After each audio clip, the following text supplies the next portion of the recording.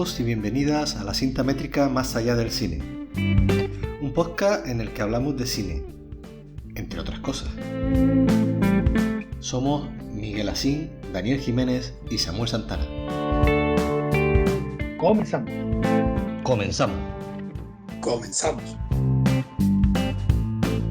Pues bienvenidos al capítulo 65 de la cinta métrica Más allá del cine. Hoy vamos a hacer la propuesta de ver dos versiones basadas en la obra literaria de Mary Shelley. Por un lado, el Dr. Frankenstein del año 1931 y la obra más reciente, una de las adaptaciones más recientes, que es la de Frankenstein de Mary Shelley, dirigida por Kenneth Branagh en el año 1994. Bonita escena, ¿verdad? Un hombre loco y 3 espectadores cuerdos. Este es el momento. ¿Todo listo? Sí. Prepara la conexión.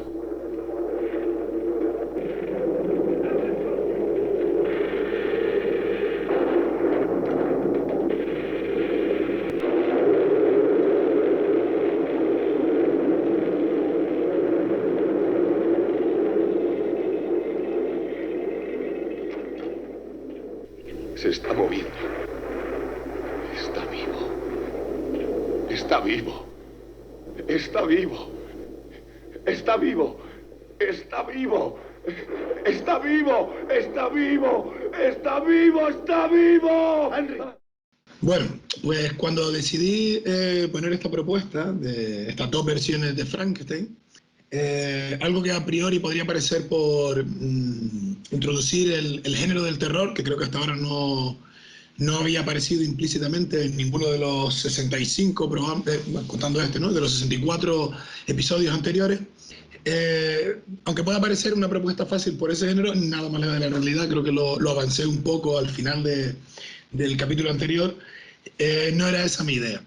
¿Vale? Personalmente, a título individual, creo que el Dr. Frankenstein de 1931 yo la pondría entre mi top 10 del género de terror por ser un clásico indiscutible, pero no era esa mi intención. Creo que esta historia de Mary Shelley, en estas dos versiones y una tercera, que para mí son las mejores, que es la de la Hammer de 1957, La maldición de Frankenstein, interpretada por Peter Cushing y Christopher Lee, estaría entre mi top 3 de esta historia. Pero lo que quería tratar con este tema es que no lo diría la dualidad del hombre, sino el conflicto del hombre, ¿no? Creo que esta es una historia que tiene bastante profundidad, que toca el tema de la obsesión, de la razón, de la virtud, y que tiene como epicentro de la historia eso, lo que decía antes, ¿no? El conflicto del hombre con su mortalidad. Algo que ha atormentado, digamos así, ¿no? O que ha ocupado la mente del hombre desde que es consciente de eso, de su mortalidad, y que en esta historia atemporal se trata con bastante profundidad. Yo creo que sí, es una historia de terror, es una historia de ciencia y que nos lleva a hacernos una serie de preguntas que nos llevan a una reflexión moral. Y creo que por eso, además de ser una crítica social, es una película, o en este caso película, ¿no? Basada en una novela, es una película atemporal y que vale para cualquier momento, ¿vale? Entonces yo creo que el debate fundamental aquí, o por lo menos por donde yo quería encauzarlo al introducir estas propuestas, era por eso, por la reflexión moral que nos lleva esta historia. Ya luego, cuando les deje a ustedes su introducción, si lo vemos así, planteo estas preguntas que yo creo que son el eje fundamental de esta historia. Sí, efectivamente, me parece que todos esos temas salen en la película y se tocan y son fundamentales para entender que en el fondo es como una respuesta también que ha tenido el ser humano, el tema de la mortalidad y tal, ¿no? Pero sí es verdad que, bueno, yo la verdad que últimamente parece que me centro más a lo mejor en la parte visual de las películas, que bueno, y en este caso, que lógicamente estamos tratando pues dos versiones de un mismo texto, y por otro lado, digo de paso que la verdad que hubiese estado interesante que el programa que dedicamos a Alfred Hitchcock y a los pájaros, donde leíamos la novela y después la película, la verdad que aquí creo que hubiese pegado más, porque claro, a la hora ahora de analizar dos películas que están basadas en un mismo texto, hubiese sido bueno haber conocido el texto, que yo personalmente No sé si en el caso de ustedes, pero yo personalmente no lo conozco, ¿no? Entonces, en principio, estamos ante dos propuestas que, aunque el meollo central es el mismo, ese meollo central, sí es verdad que es el mismo en ambas películas, pero quizás yo me he centrado más, a lo mejor, que también pues, lo hablaremos también y saldrá en el debate también un poco, cómo abordar técnicamente y cómo abordar una historia en 1931 con un resultado y en 1994 con otro, que al final es resultado o consecuencia del momento en el que tú haces esa adaptación, ¿no? Pero bueno, pues yo creo que hay debate para todo, como siempre, ¿no? Bueno, recogiendo un poco el testigo de lo último que tú decías, Miguel, yo creo que hay debate para las dos cosas, tanto para el visual como para la parte que Dani plantea de la mortalidad del hombre, el más allá de la vida, el prolongar la vida y demás. Mm, Creo que podemos tratar los dos temas porque creo que se da. También es cierto que mientras veía las películas, vi lo mismo que tú comentabas, Miguel, lo de eh, el tema de la lectura del libro y las dos películas. Me planteé exactamente lo mismo. Digo, joder, esto hubiese sido también una buena opción de dos películas diferentes y la adaptación del mismo libro para dos películas totalmente diferentes. Una en un año, en el 31, otra en 1931 y otra en 1994. Con técnicas diferentes, con formas de hacer diferentes y demás. Yo siento también que me fijé muchísimo en muchas partes de técnica, eh, pero no quita que en algunas cosas también me centrara en la parte humana o la parte del monstruo, ¿no? Viendo también la diferencia del comportamiento del monstruo en una película y en otras, que a mí me pareció incluso más interesante cómo plantearon los dos directores el monstruo, cómo la plantearon en 1931 y cómo la plantean en 1994.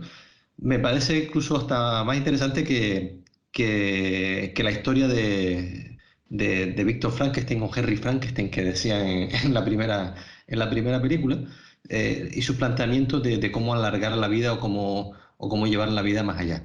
Me parecía más interesante a mí, o me fijé muchas veces en cómo los comportamientos del monstruo y cómo se hacía más humano o menos humano el monstruo del Doctor Frankenstein. Bueno, yo sí he leído la novela, estaría bien traerla aquí, lo que pasa es que esta sí es más ladrillito, ¿eh? No es excesivamente grande, pero no es un relato como los que hemos tocado aquí. Bueno, por decirlo, no sé si lo vieron por ahí, la que refleja más fielmente la obra original es la de 1994. ¿Vale? Tiene elementos que no son, pero esa sí es más fiel al texto original. Bueno, pues por empezar por lo técnico, si quieres vamos cronológicamente, yo siendo consciente de que la que refleja el texto original es la de 1994, quise poner la del 31 por tocar ese cine clásico y ya puesto pues de un género que no habíamos traído aquí. Y la película de 1931, si no recuerdo mal, está adaptando una obra de teatro anterior y que, por hilarlo con lo que decía Sam sobre la evolución del monstruo, entendiendo por el monstruo la criatura, porque entre las preguntas que yo planteo, ¿quién es el monstruo de los dos? Está quién es esa. El protagonista real es el doctor, Víctor Frankenstein, que es el que nos lleva al conflicto moral. Ya eso, si quieres, lo vamos a tocar después. Pero por ir a lo técnico, que por supuestísimo tiene cabida, aquí no solamente es la historia, sino el conjunto visual en general. La película de 1931 a mí personalmente me encanta porque introdujo un género que no existía cinematográficamente hablando, que era el del terror, con esas producciones de la Universal, que previamente también había hecho la RKO con anterioridad o sobre la fecha. Creo que esta película es anterior a King Kong es del 33, pero fue como el inicio de un cine, por lo menos en Estados Unidos, porque ya existía. Esta película es predecesora del gabinete del doctor Caligari, del doctor Mabut, todas estas, ¿no? Que ya venían del expresionismo alemán. Sí, pero Nosferatu, perdona Dani, que Nosferatu es anterior. Sí, pero Nosferatu no es una criatura como sí lo es el gabinete del doctor Caligari. Es decir, sí, es anterior, pero que viene de un género que ya existía, ¿no? Y también en una etapa nueva, porque aquello era cine mudo. Pero elementos que no solo son el terror, sino el inicio de esta película del 31 con el asalto a la tumba, ¿no? Digamos, en el cementerio, esos elementos góticos, el crepúsculo al fondo, aunque se note el decorado, ¿no? Pero el crepúsculo al fondo, las cruces inclinadas, las lápidas, una serie de elementos que a posteriori formarán parte de un género en sí mismo. Yo creo que esta película, al igual que hablamos del Maquinista de la General en su día, o de La Quimera del Oro, yo creo que ha sido importante traerla como precursora de un género en sí mismo. ¿Vale? Como podemos compararla con la otra versión, que como dije ya es más fiel al texto original, pero que también tiene su chicha el traer esos primeros pasos que dio el género hasta lo que hoy conocemos como ese cine de terror. Bueno, en mi caso la verdad que el cine, ese género no me gusta espectacularmente, no soy bastante fan de, si tengo que ver una película de miedo o de terror, pues la veo. De hecho, bueno, solo de adulto, porque de pequeño es verdad que yo creo que esta película, la del 31, la vi justamente en mis terrores favoritos, si no me equivoco, si la memoria no me falla. Yo la vi de niño. La que no había visto era la de Kenneth Branagh, conocía la película, de hecho yo pensaba que la había visto, pero cuando estuve mirando así un poco por encima, vi que no, con lo cual, por primera vez en estos 4 años, he visto la película más reciente primero, es decir, porque como no la había visto, digo, voy a verla primero y tal. Y claro, ver después la del 31, después de haber visto la de Kenneth Branagh, me hizo todavía valorarla más del recuerdo que yo ya tenía. Pero claro, el recuerdo que tenía también era muy falseado porque habían pasado muchos años, ¿no? Y sin lugar a dudas confirma la película del 31 como no sé si decir obra maestra, pero sí es verdad que la película basada en la película y también creo que, como dices tú, en una obra de teatro que se estuvo exponiendo unos años antes, está más basada en la tal, pero a diferencia de la de Kenneth Branagh, claro, veo que se centra en una película de terror y va a lo que va. De hecho, me fascina cuando después de haber visto la de Kenneth Branagh empezó a ver esta y la película empieza en el cementerio, es decir, esto va a saco, es decir, esto lo que quiere hacer es una película de terror donde un ser que es estudiante de medicina se le cruzan los cables o tiene, bueno, tiene interés en investigar y tal, y crear vida a través de vida, y va a buscar los cuerpos y tal, y se mete de tal. Es decir, por ejemplo, el preámbulo ese que tiene la película de Kenneth Branagh, que lógicamente parte porque la novela lo cuenta así, del Polo Norte y tal, todo eso me sobró en absoluto una vez que empecé a ver la del 31. Y digo, muchas veces, a ver, las versiones más fieles no tienen por qué ser las mejores. Aquí hicieron una obra claramente con un objetivo claro y yo creo que les salió cojonudo. Vamos a hacer una película de terror y se centra en lo que más llamaba la atención, que era pues eso, intentar hacer vida con restos de cuerpos humanos, ¿no? Y yo creo que les salió cojonudo. No quiero descatalogar o descalificar la versión de Kenneth Branagh, que yo creo que el interés, si no recuerdo mal, de Kenneth Branagh era precisamente hacer eso, una versión bastante fiel a la novela, que de hecho la película se llama Frankenstein de Mary Shelley, precisamente por eso, porque él intentó hacer una película pues bastante fiel a lo que era la novela. Pero lógicamente no tiene eso por qué ser lo mejor como estaba diciendo. Bueno, vamos a empezar con la pelea. Eh... Vamos allá. Sí, no, a ver. Yo la película esta, yo vi primero la del 31 nuevamente y luego la 2. Yo había visto ya las dos, la del Doctor Frankenstein, la vi también de niño, Miguel, me imagino que la veríamos en la misma época cuando la ponían en la tele. Sí es cierto que claro, te queda esa impresión y tal. Es cierto que cuando empecé a verla de nuevo, había cosas que luego tuve que buscar información porque se me cruzaron varias películas como esta y la que hizo después el mismo director, 2 años después, creo que fue la de la novia de Frankenstein. Entonces, coño, me falta esta escena, me falta... No, claro, es que he visto las dos o tres que hay de Boris Karloff, entonces, claro... se me mezclaron escenas, me faltaban y tal, porque confundí películas, pero bueno, me centro en esta. Y luego vi a posteriori la de Kenneth Branagh, que la había visto, pero recordaba vagamente y tal, y ahora ya entendí, después de volver a verla, entendí por qué la había olvidado casi por completo la película. O sea, al igual que me pasa con muchas películas de Kenneth Branagh, menos con Belfast, que es la última que yo recuerdo, bueno, no, ahora hay otra vez otra de Poirot, pero con Belfast, que sí me gustó, las películas de Kenneth Branagh me sobra metraje siempre. Creo que es un tío que le gusta regodearse, mira todo lo que sé, mira sé hacer esto, y ahora mira y sé utilizar un traveling, y sé poner una grúa, y se hace utilizar todos los objetivos del mundo. Yo creo que el tío mete un exceso de, de- de tecnicismo y de diálogo en donde no hace falta, y para mí personalmente me pasa muchas veces con Kenneth Bryan, que mira que le doy oportunidades a ese hombre, pero en todas, yo creo que se pasa, se le va, se cree Shakespeare o el Shakespeare de, no sé, yo no hago películas, entonces él sí, pero no sé, por ponerme crítico, me parece que se cree Shakespeare y narrando, pero narrando visualmente, y se le va muchas veces de las manos, y creo que en este caso se le volvió a ir de las manos la historia. Por supuesto, Robert De Niro de 10, e incluso la piba esta, no me acuerdo ahora, Helena la- Bonham Carter. exacto, también, maravillosa. Los dos protagonistas, maravillosos, ¿vale? Volviendo a la de 1931, yo creo que esta película es una película que el mito de la película, que la caracterización del monstruo supera a la película. Me explico, yo creo que la película ha envejecido mal, por muchas razones, técnicas o no técnicas. Pero sí es cierto que si tú dices Frankenstein, el monstruo de Frankenstein, el doctor Frankenstein, se te viene a la cabeza Boris Karloff, ¿vale? ¿Y Y cuál, esa perdón, caracterización, ¿eh? cuál es la que ha envejecido mal? No, o sea, la otra para mí me parece mal, la de Kenneth La de Kenneth Branagh, Branagh, pero la que ha envejecido mal, te refieres a la del 31. a la del 31. O sea, creo que para mí personalmente que la película es más el mito de la película, ¿vale? Por todo lo que conlleva, por toda la explicación que han dado ustedes antes, y por lo que decía Dani, que es la primera de una época, la primera que encabeza unas películas de terror en Hollywood, todo ese tipo de cosas, perfecto, lo compro, ¿sabes? Eso no pongo ninguna pera. Pero creo que la calidad de la película es superada por el mito de ella.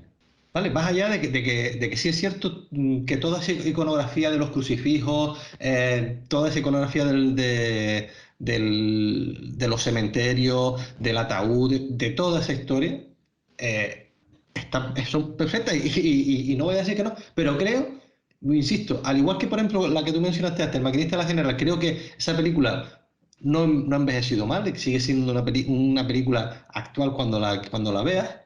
Esta creo que sí lo ha hecho.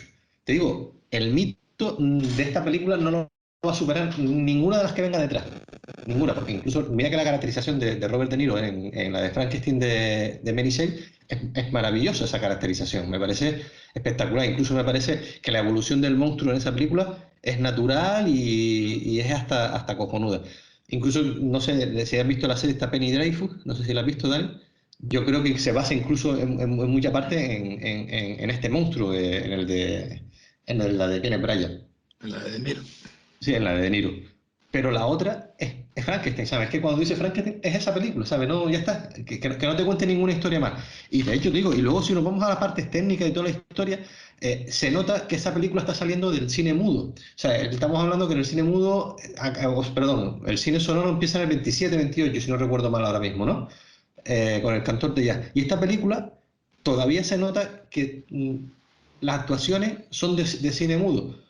Yo no sé si es por la copia doblada que vi o lo que sea, pero los diálogos son de risa. O sea, los diálogos son de risa. Y luego se ve, o sea, son mejores las expresiones faciales de todos los personajes, incluso de los que están alrededor, de las mujeres cuando miran aquella marabunta de gente que van a buscar al monstruo. Esas expresiones de cine mudo son maravillosas. Y te digo, para mí es mejor toda esa expresión, toda esa cosa. Cuando no hablan en la película, para mí está mejor hecho que con los diálogos. Por eso digo, creo que es que todavía es una de esas películas de transición entre el sonoro, entre el mudo y el sonoro, que la parte sonora lo pierde todavía. Más allá, y vuelvo y repito, no voy a decir que no vale la pena esta película, no, al contrario, sí, pero creo que el mito de la película, o toda esa historia que tenemos nosotros en la cabeza de la película, supera su calidad. Bueno, yo como dije al principio, es decir, tanto una película como otra es fruto del momento en el que se hace. tanto la del 31, lógicamente, efectivamente, yo creo que coincido contigo en que está justo hecha después de terminar ya el cine mudo, son de las primeras propuestas o primeras películas de cine sonoro. A mí, sinceramente, no me pareció que el tiempo la haya tratado mal o que no haya podido superar el paso del tiempo. A mí lo que me rayó fue el doblaje. Yo creo que esa película me hubiese gustado, claro, después ya cuando terminas de verla, dices, "Joder, me hubiese gustado ver la versión original, porque el doblaje me parece pésimo. El doblaje es pésimo. El doblaje en castellano, yo por lo menos la versión que yo vi, era pésima. No sé si ese es la versión doblada original de su momento o es posterior. Yo creo que me sonaba que es posterior, o ese doblaje no me pega a mí para una película de la época. En ese sentido sí que me rayó la película, pero claro, la propuesta visual, claro, yo sé que es una película del año 31, es decir, yo lo que no puedo hacer es ver una película del año 31 o cuando la comparamos con la de Kenneth Branagh, es que digo, las dos son hijos de su momento, ¿no? Entonces, bueno, yo no, especialmente no vi eso que tú viste. De hecho, yo me encanta ese blanco y negro, me encanta lo que estaba diciendo Dani al principio, es el cine, ese expresionista alemán, que esa influencia, ¿no? Y me encanta. Yo no noté porque eso lo notas, si tú lo viste, si tú ves la película y dices, "Joder", bueno, lo percibes. Yo personalmente, yo me centré como negativo en el doblaje.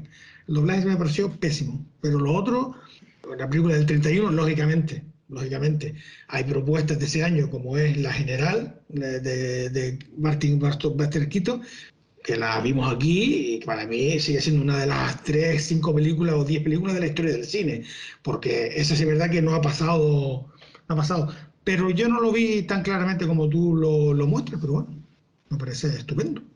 Para intentar enlazarlo todo, fíjate que en la comparación que estamos haciendo, comparando, porque es lo que ha salido, ¿no? El maquinista de La General con esta película, hay que tener en cuenta dos cosas fundamentales.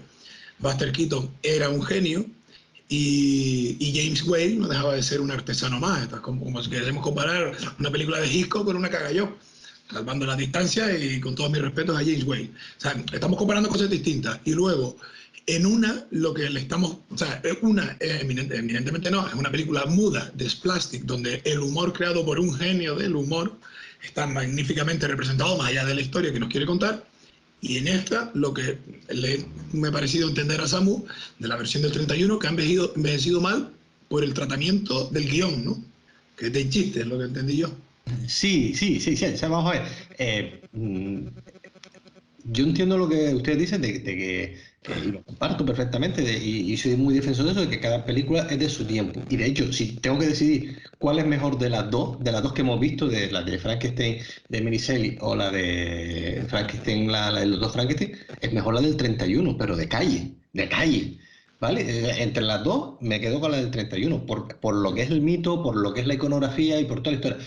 Pero considero que sí, por guión hay cosas, sobre todo, si la película hubiese sido muda, la película hubiese sido genial, porque la película patina en muchos aspectos, ¿sabes? De buena primera saltan de una cosa a otra sin tener sentido, o sea, sin saber nadie, en ningún momento había visto nadie al monstruo, todo el mundo ya sabía quién era el monstruo, todo el mundo fue a por el monstruo porque el monstruo era malo, porque no, ¿sabes? Esas cosas es a lo que hablo del guión, sí, pero porque el doblaje o porque, no lo sé, digo, yo también me arrepentí de haberla visto doblada esta película. Eh, no sé si es por ese motivo, por lo que cojea todo el rato, cojea todo el rato. Te vuelvo y repito, si la película hubiese sido muda, la película hubiese ganado. A la conclusión que yo llego. Vale, bueno, lo que iba a decir. Y ahora lo llevo a esa comparación que dijiste tú de la crítica del guión. Bueno, mi opinión sobre estas dos películas es imparcial totalmente, porque me encantan las dos, una por una cosa, otra por otra. La de 1931, como dije al principio, la he introducido aquí, siendo no fiel al material original, más allá de lo esencial, revivir una criatura muerta, ¿no? Digamos, porque, como dije, genera las bases de un género en sí mismo, y que dio pie a muchísimas producciones: Drácula de Bela Lugosi, La momia con el propio Boris Karloff, El hombre lobo con... no recuerdo cómo se llamaba el que hizo del jorobado de Notre Dame en las versiones mudas, pues el hijo hizo del hombre lobo, no recuerdo ahora. Pero vamos, al igual que en la semana pasada, hace 2 semanas, veíamos un género en sí mismo, todas estas producciones orientales, con esos elementos característicos de esas producciones, estas películas tienen esos propios elementos dentro de su contexto histórico y de su género. Producciones cortas de 70 minutos que probablemente estén recortadas en un tiempo en el que no se medía tanto o no se tenía tanto en cuenta esa continuidad o linealidad de los diálogos o de la narración en sí misma. Por eso digo que hay que verlo en su contexto, como bien dijo Miguel, y dentro de ese contexto me parece una absoluta obra maestra desde mi punto de vista. Es un género que me encanta en sí mismo y estas producciones en concreto. Había tardado en traerla porque intentamos buscar un poco algo que estemos un poco los tres más de acuerdo o no, eso es lo de menos, no, pero a mí es un género que me encanta. Entonces, respetando todas las opiniones, yo los escucho, pero es como si yo criticara saltando por los bambús hace 2 semanas. Quiero decir, es un género en sí mismo. Y esta película, sobre todo esta adaptación en concreto del 31, va a lo que va, recorta muchísimo de la historia original, de hecho no se centra en lo verdaderamente importante y aquí va a los elementos de terror, incluso introduciendo elementos nuevos. El personaje de Igor, que aquí no se llama ni Igor, el molino, la criatura aquí no habla cuando habla, o sea, va al terror, va al grano, como bien dijo Miguel. Te puede dar menos miedo, ¿no? Ya han pasado casi 100 años y hemos visto mucho como para que esto no te miedo. Pero no deja de tener ese encanto de cine gótico, como podía tener la película de Nosferatu cuando vimos en el festival. Miedo no nos dio, pero somos capaces de apreciar el arte que hay ahí. Pues creo, o por lo menos así lo veo yo, que esta película tiene mucho que rascar. Estoy de acuerdo con lo que dice Samu de que, obviamente sí, a diferencia de la película de Branagh, aquí el personaje es el monstruo, al que más luego se llamó Frankenstein, y lo vemos en la segunda versión, que se llama La novia de Frankenstein, pero es la novia de la criatura. Por eso luego, posteriormente, tendemos a creer que Frankenstein es el monstruo, cuando no, Frankenstein es el doctor, ¿no? Se generó una serie de elementos que luego han hecho historia, ¿no? Digamos, que han ido modificando el mito. Claro, en esta película, como digo, centrada en el terror, entendiéndose por el momento, ¿no? Va a lo que va, a elementos que te pueden dar más o menos terror. La propia criatura en sí mismo generó un icono. Pero lo que iba a decir antes, fíjate, Samu, que critica las 2 películas, con respeto, por supuesto, a tu opinión, ¿no? Las 2 películas, a los 2 por lo contrario. Esta porque los diálogos son malos, y se me pareció entenderte antes, y la de Kenneth Branagh porque los diálogos son excesivos. Y yo pienso, yo que me he leído la novela, y realmente la que quise traer aquí es la otra, precisamente por el fondo de lo que dice, más allá que Kenneth Branagh lo adorne y tenga ese toque teatral que él tiene, porque lo bueno de las otras es la profundidad, no tanto del diálogo en sí, sino del diálogo acompañado de la historia que nos está contando. Entonces, por eso digo, no te entendí cuando en una criticas una cosa y en la otra criticas la contraria. Es decir, precisamente las 2 versiones son complementarias por eso, porque en una el personaje es el monstruo, y en la otra, el personaje verdaderamente importante es el doctor, por todo el conflicto moral que trae lo que lleva, que en la versión del 31 no vemos porque va al grano directamente, vamos. No, yo no critico a la otra, vamos a ver, no critico la otra por los diálogos, sino por lo excesivo de Kenneth Branagh. O sea, vamos a ver, lo mismo el conflicto, vuelvo y repito, yo no soy director de cine, lo puede resolver de otra forma, que no sea tan excesivo ni tan adornado. O sea, la parte de Robert De Niro, la parte del monstruo, yo creo que es de sobresaliente cómo lo dirige, cómo está guionizado y todo. O sea, pero yo creo que él me parece que se da autobombo a su personaje. No sé si me explico. O sea, yo creo que lo puede haber sido Branagh suele pegar de eso. Claro, es que eso es a lo que voy, ¿sabes? Que el problema no es el guión, es Kenneth Branagh. O sea, a lo mejor si él dirige la película y no sale él, ese guión recorta la mitad de las cosas que hace porque no tiene sentido. O sea, hay cosas que no la vi, que la vi carente de sentido. No critico el guión, ¿sabes? Que critico la forma que él tiene de contar las cosas y cómo abusa de ello, porque digo, la parte, y vuelvo y repito lo que acabo de decir ahora mismo, la parte del monstruo es maravillosa. Además, esa evolución que, por ejemplo, no se ve en la del 31, es, como tú dices, complementaria porque te puedes juntar una y otra y ves todo lo que ha sido el monstruo, y además de cómo acaba el monstruo y todo, o sea, toda esa historia, que en eso sí que lo había leído, esa parte sí que la había leído del libro, sé que acaba igual en el libro que en la película de Mary Shelley. Pero en la otra lo que critico son los diálogos, más que el guión son los diálogos, porque Es que te vuelvo y repito, yo creo que si esa película la haces smooth, tal como está, componiendo 4 cartelitos, como cuando La vimos la de Brana, dice. Sí, no, la otra, la de... La No, del no, 31. la La del del 31. 31. Ahí, para mí eso sería ya maravilloso. O sea, yo creo que esa película, te lo juro, o sea, yo cuando la vi, terminé de ver, yo digo, es que si esta película me la haces muda, me gusta más. Me gusta más porque es que como los diálogos eran tan inconexos unos con otros, te perdías, te vuelvo y te repito, a lo mejor lo que mismo está diciendo Miguel, a lo mejor es que el doblaje que vimos era malo. Y entonces el doblaje hacía que me perdiera mucha parte de la película. Y yo creo que la película es tan expresiva, te cuenta tanto solamente viéndolo, además que hacen gestos que, te digo, es que se nota mucho que es la transición del mudo al sonoro en esta película, porque son las que están pegadas. Y ahí parece que los diálogos lo metieron forzados, lo metieron, no sé, si tú le pones la música, algunos efectos especiales, de cuando hablo de efectos especiales de sonido, ¿vale? Algunos efectos de sonido, los gritos del monstruo, no sé qué, la gente cuando que vaya a matar luchar por acá, yo creo que la película, mm, para mí, personalmente, yo creo que gana. Pero Samu, ten en cuenta lo que te estoy diciendo. Da igual, esta película rueda 10 años después, en el 41, Lon Chaney Jr., que es la del hijo del hombre lobo, el hombre lobo. Lon Chaney era el que hizo del jorobado de Notre Dame y todas estas, en las versiones mudas, el hijo. Como bien dices tú, está anclada en un paso de transición del mudo al sonoro. Da igual que lo hubieras hecho 10 años después, se va a notar ese nuevo hacer, ese nuevo, ¿cómo se dice? Esa nueva manera de hacer las películas, Claro, donde sí, el diálogo no estaba visto. que sí, pero Dani, que te digo que yo no la critico porque sea del 31, porque, No, pero lo yo digo digo porque que para mí, en ese mundo paralelo, en esa ucronía, para mí hubiese sido mejor todavía la película si hubiese sido muda. Yo creo que yo creo que tiene que jugar mucho en esa decisión, en esa opinión tuya, el tema del doblaje, creo yo. Porque ya a mí me queda la espinita de, a lo mejor la busco en versión original. A ver, de todo modo sí te doy la razón en otra cosa, la continuidad. Tiene problemas de continuidad esa película. ¿Sabes? Cuando pasa lo de la niña, por ejemplo, ya todo el pueblo sabe ya lo que ha pasado.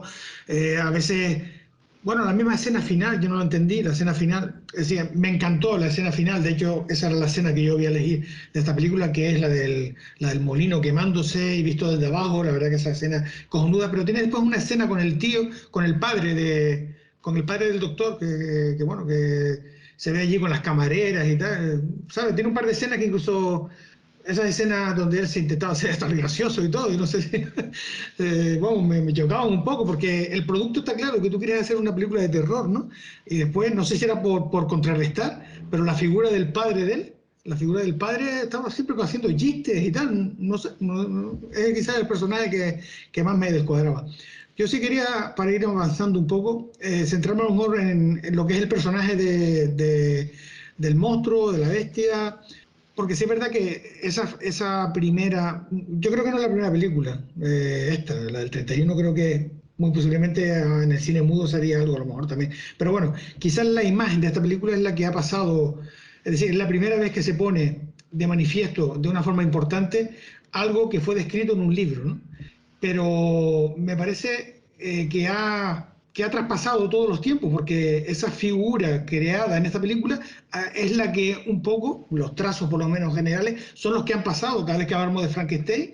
Ahora, 100 años después, la imagen que nos viene es ese Frankenstein de esa película, ¿no? Y lo pongo en contraposición con la película de Kenneth Branagh, porque una de las cosas que me gustó fue la puesta en escena de Robert De Niro, ¿no? Es decir, no era un monstruo tal, o sea, a mí Robert De Niro, el personaje del monstruo, me resulta más humano, no me resulta tan monstruoso como era en la película del 31, sino más humano. O sea, tú veías a Robert De Niro y era una persona que ve claramente que está llena de cicatrices porque ha sido cosida de varios trozos, las manos y tal, y no tenía ese aspecto tanto de monstruo, sino de un ser humano deforme. No sé, hay otra, aparte de que después la estética con ese abrigo que llevaba y tal, la verdad que cuando se veía en la nieve y tal, era cojonudo verlo, la verdad que tiene una imagen bastante potente, ¿no? Pero un poco lo que quería señalar es eso, me parece que quiero valorar bastante la propuesta de Kenneth Branagh a la hora de presentar visualmente al monstruo, ¿no? Que rompe total con todos los esquemas anteriores. Eso creo que tiene una explicación porque obviamente la novela, o sea, la caracterización de Kenneth Branagh es más parecida a lo que describe Meltzer en el original.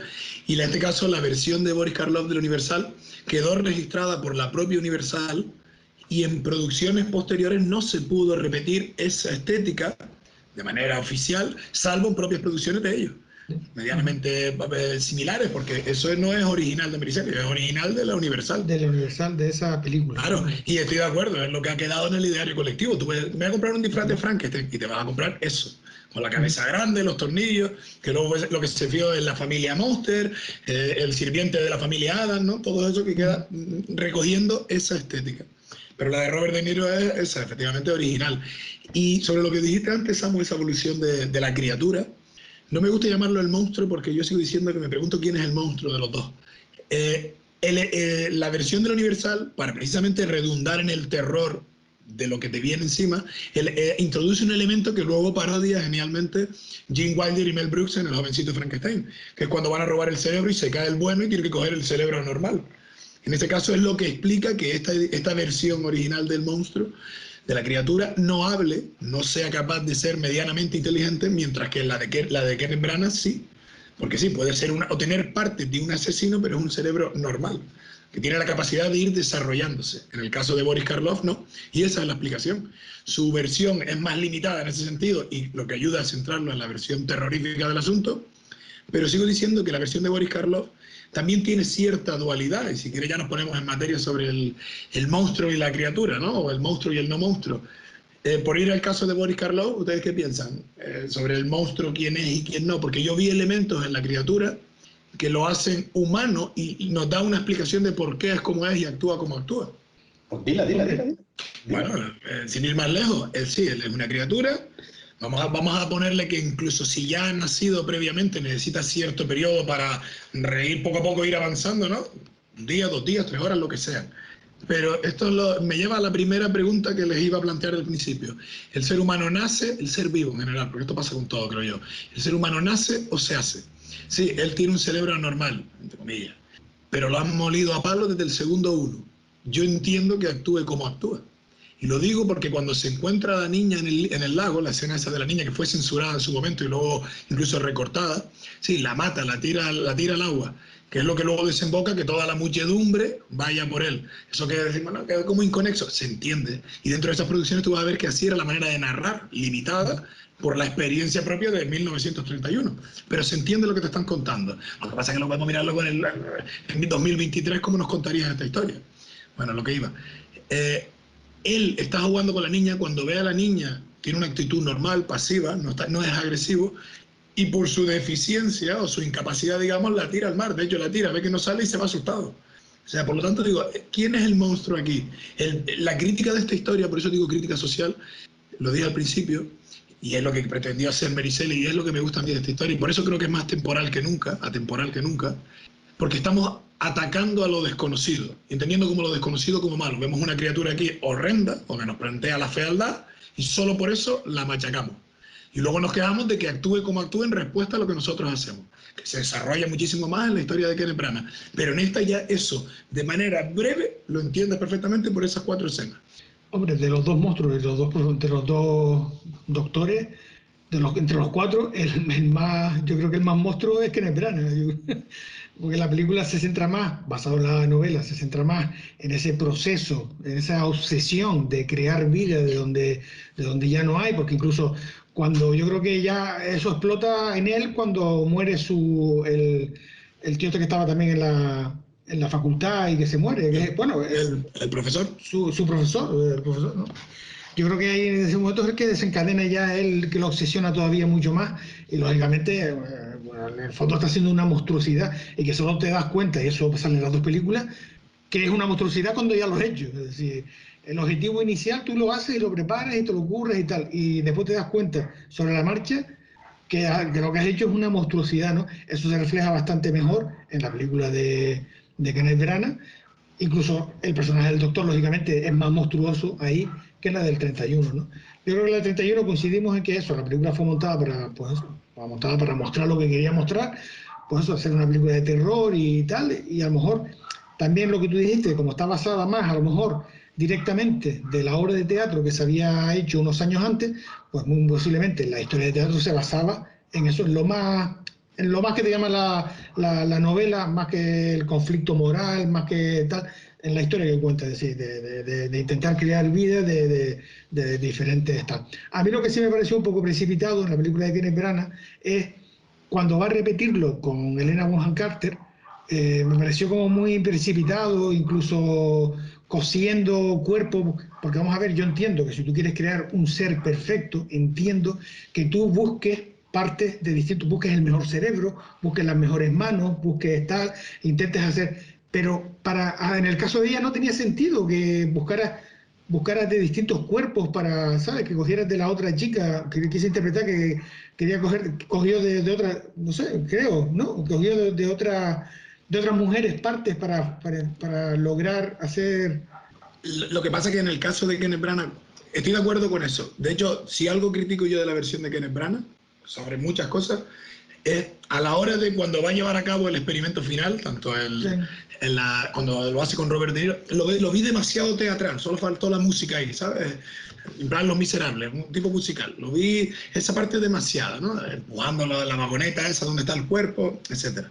Pero lo que entendí yo de cuando lo hace con ella es que ya, bueno, su obsesión ya ha rozado el límite de la locura, vamos, si no está ya inmerso totalmente. Y ahí ya no lo hace tanto por darle una criatura a él, sino como por verdaderamente recuperarla él a ella. O sea, no por darse a Robert De Niro, sino por recuperarla a él. De hecho, cuando despierta, está esperando en plan, di mi nombre, di que me recuerdas, o sea, lo hago por mí, porque vengas conmigo, ¿vale? Quizás ahí, no sé, digo yo, mi interpretación, como ya nos mostró todo el proceso antes, aquí ya va al grano, ¿no? Porque si no ya se te va la película demasiado. Claro. Eso está en la novela.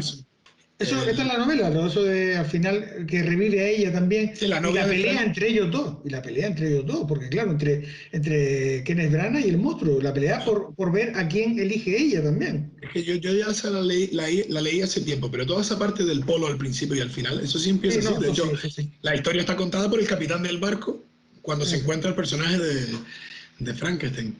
Pero sí. Mira, perdona, Miguel, un inciso aquí, Dani, ahora te dejo seguir. La historia esa creo recordar, porque digo, sí que me he leído la última parte esa, sí que me la leí en su momento. Creo recordar que él, existe como el diálogo que él le pide después de mucho tiempo, se lo encuentra el monstruo o la criatura, se encuentra con el doctor, como se ve ahí, y entonces él le pide una acompañante, ¿sabes? Le pide una pareja. Y él se lo promete y bueno, pues no se lo promete, como lo que pasa aquí, pues que lo deja. Y el otro lo que hace es empezar a vengarse de él, quitándole todo, ¿sabes? Matando a su mujer, a su padre, a su amigo, a todo el mundo. Y de ahí desencadena luego lo de el Polo Norte, que sí que en el libro aparece, creo recordar, lo del diálogo entre el capitán y ¿cómo se llama? Y el doctor Frankenstein, y luego la forma de morir del monstruo. Pero que así que es algo parecido, no es tal como lo cuenta ahí, pero vamos, el tío antes de acabar eso acaba con toda la familia, ¿vale? No se venga de él, sí que existe esa venganza. De hecho, tiene una conversación, la versión de Kenneth Branagh, cuando van a hablar ahí en una gruta, en el hielo, que le dice, le echan cara en plan, tú me criaste, me diste sentimientos, emociones, pero no me enseñaste a utilizarlas. Tú me diste estas emociones, pero no me dijiste cómo usarlas. Ahora 2 personas han muerto por culpa nuestra. Tengo una cantidad ingente de amor dentro de mí y también tengo una cantidad de odio y de rencor. Si no atiendes una, daré rienda suelta a la otra. Hay un amor dentro de mí tan intenso que tú ni siquiera lo imaginas. Y una rabia tan intensa que tú no la podrías creer. Si no puedo satisfacer el uno, daré rienda suelta a la otra. Y esa conversación en concreto, que no recuerdo si tal cual está en la novela, supongo que por lo purista que es Kenneth Branagh habrá intentado trasladarla lo más fielmente posible. Yo lo que veo aquí también es una crítica, y no voy a decir a la religión cristiana, sino a la fe en general, ¿no? Cuando depositamos nuestra fe en algo superior, y nos encontramos ante la vida en general, ¿no? Las cosas no son tan fáciles siempre, y cómo cuando las cosas no nos vienen dadas, echamos culpas hacia arriba, ¿no? Si me lo das todo, te quiero mucho, si me lo quitas, pues voy en contra tuya. Y un poco esto creo que es lo que se refleja ahí, esa metáfora de el creador y el creado, ¿no? Representándose la figura de Kenneth Branagh como ese ser superior, su padre, ¿no? Que, como lo nombra la criatura, y Robert De Niro en este caso como el común de los mortales, ¿no? Pedimos hacia arriba, pero si no se nos da, pues ya eres el más malo. Y trato de vengarme frente a ti. Obviamente nosotros no podemos hacer nada contra lo superior, pero sí podemos desprestigiarlo. Y eso sí lo hace el ser humano. Entonces yo ahí veo una metáfora sobre algo, vamos, contemporáneo totalmente. Y atemporal, por cierto. Sí, la historia, vamos a ver, igual que el ser humano se ha preguntado de siempre, pues de dónde venimos, a dónde vamos y qué hacemos aquí y tal, pues también hay una forma, juega también una parte importante el cuerpo humano, ¿no? Es decir, ¿qué pasa cuando morimos? ¿Sabes? Yo creo que desde un punto de vista científico eso está en boga, es decir, eso está de rotunda autoridad, ¿no? ¿Cuántos laboratorios hay por ahí investigando? Bueno, ya no sé si crear vida después de la muerte, pero el tema de, por ejemplo, me viene ahora a la mente el tema de la oveja aquella, Dolly, ¿no? Dolly. Pues eso, todo ese mundo genético y tal ha sido también una de las búsquedas del hombre, quizá a lo mejor de los últimos 200 o 300 años, donde un poco la ciencia, el conocimiento te ha llevado también pues, a investigar y a seguir, pero claro, un mundo tan peligroso y tan peligroso porque también el ser humano se ha metido en una serie de historias, tal y como ha evolucionado la historia. Me parece a mí que el hombre, el ser humano como tal, se ha autoimpuesto una serie de cuestiones morales, religiosas y tal, que a veces chocan con eso.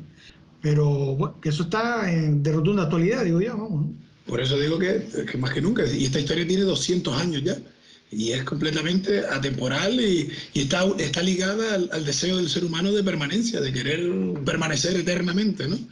Entonces, yo entre las preguntas que me hago... Coño, perdón, ahora me acabo de dar cuenta, claro, por eso te gustan tanto los inmortales. Por supuesto. Por supuesto. Aparte de por la banda sonora y Christopher Lambert. Sí. Y yo creo que hay otra pregunta aquí fundamental. Vamos un poco para atrás. Yo pienso que el Doctor, en esencia, es un tío súper inteligente, es hijo, por donde está narrado la novela, ¿no? De su tiempo, donde en 1800 y pico era, 1800 y poco, sobre todo cuando escribió la novela Mary Shelley, creo que era alrededor de 1818, ¿no? Principio del siglo XIX, al comienzo de la Revolución Industrial, una ansia de conocimiento, de descubrimiento, de avanzar, ¿no? El tío era un genio, pero el hecho, una de las preguntas que yo me hago, el hecho, y como hay muchos genios en la actualidad y la ha habido siempre, ¿no? Coetáneo en su momento, coexistente en su tiempo, el hecho de tener la capacidad de hacer algo, y ahí están los límites morales, ¿no? Que nos plantea esta historia, nos da el derecho a hacerlo a toda costa, el fin justifica los medios. Esta es una historia de reflexión moral importante. El hecho de poder crear vida nos da el derecho a hacerlo para luego abandonarla. En la película, solo una cosa, Sam, en la película del 31, no sé si en la versión que ustedes vieron había una escena cuando resucita la criatura que se dobló en inglés, no sé que empezó a saltar el inglés, que no sé si no se dobló al castellano. ¿Le saltó? Más o menos algo así. Sí, cuando se levantó él del asiento, ¿no? En ese momento, sí. Digo, sí. Está vivo. Y más o menos decía que el Doctor, que ya sabía lo que se sentía al ser Dios, ¿no? Por crear vida. Vale. Yo pienso que tanto en una versión o en otra se muestra también la inteligencia del Doctor por ser capaz de hacer lo que hace, pero también su egoísmo y su cobardía. Porque en ambos casos, por supuesto mucho más desarrollada la de Kenneth Branagh, cuando tiene miedo se desentiende totalmente de su responsabilidad, deja a la criatura y las consecuencias de su criatura tranquilamente. O sea, cuando le afecta a él, ahí se mete. Pero cuando despierta y ve que está vivo y se va y todavía no ha hecho nada, ahí lo deja, sálvese quien pueda. El tipo es un cobarde. O sea, sí, somos muy inteligentes como especie, hemos llegado hasta donde hemos llegado, pero somos capaces de ponernos a la altura de lo que pretendemos, esa divinidad, ese creador, ¿entiendes lo que quiero decir según lo que nos explica esta historia? Yo digo que ahí están las reflexiones morales y que en la actualidad eso pretendemos crear vida de la nada, clonarnos. Esta historia es contemporánea totalmente. A mí, más allá de que nos guste más la versión o no, me encanta esta historia por el debate moral que plantea. el libro, lo que te decía antes, lo vamos a ver, el libro, aunque ella lo escribiera en 1800 y algo, según sale, creo que es 1793, 94, 1794 está basada la historia, aunque ella lo escribiera en 1800. Porque en la película de Kenneth Branagh sí que ponen las fechas y pone Sí, 1794 pone 11 y años después antes. vuelve 20 años atrás cuando es niño. Exactamente, y va avanzando de ahí. Creo que es cuando él crea a la criatura, es en 94, 1794. Bueno, a lo que que quería decirte con el tema ese, de crear y tal. Hay un momento de la película la de Mary Shelley que habla casi antes del tío dedicarse o venirse ya arriba con el tema de crear a la criatura. Yo creo que él habla primero de los trasplantes, de poder cambiar un órgano por otro, de crear vida.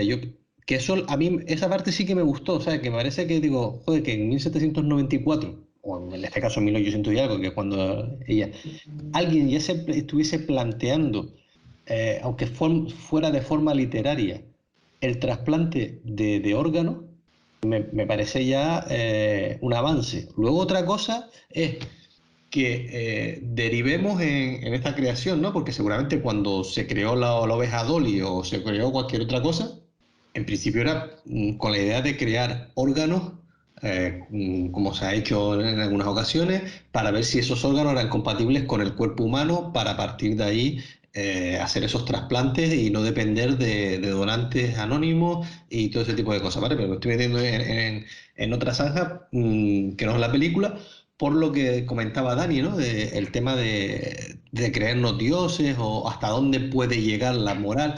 Bueno, pues para eso están las instituciones y eso están las leyes para decir hasta aquí puedes llegar. Tú a partir de ahí, como hizo el de la oveja Dolly, te la saltas y creas algo clonado o el famoso Doctor Muerte o los experimentos nazis durante la Segunda Guerra Mundial y todo el mandato de Hitler, con la cantidad de cosas que no sabremos o no queremos o no quieren que sepamos de lo que investigó esta gente con respecto a todo este tipo de cosas. Entonces, yéndonos a las fechas, por eso te hablaba de las fechas, ¿no? Por ir poniendo fechas y ir acercándonos a nuestro tiempo. Fíjate, ya en esa época ya se hablaba de este tipo de cosas, porque si ella lo pone, porque seguramente en algunas en reuniones o en lo que fuera, ya ella había oído hablar del tema de trasplantes, del tema de poder crear vida de esta forma y demás.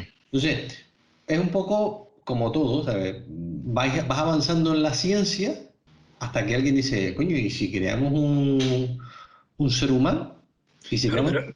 pero ese, no, te iba a decir, justamente ese en concreto porque es lo que plantea aquí, pero ese en la ciencia en general es el debate que plantea esta historia.